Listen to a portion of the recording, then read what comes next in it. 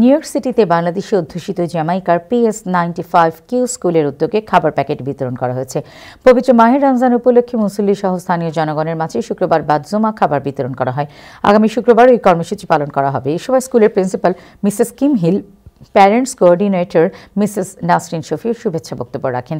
এই প্রোগ্রাম চলাকালে স্কুলের প্রোগ্রাম অ্যাসিস্ট্যান্ট রিজওয়ানা বাশার সহ স্কুলের অন্যান্যরা উপস্থিত ছিলেন। প্রসঙ্গত উল্লেখ্য, PS95Q স্কুলের বিপুল সংখ্যক শিক্ষার্থী বাংলাদেশি বংশোদ্ভূত ও মুসলিম।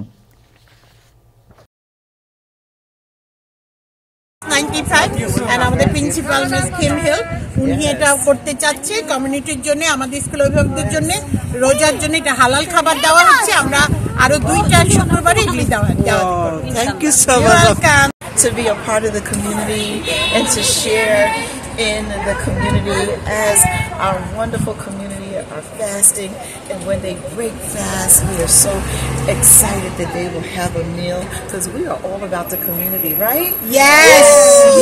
So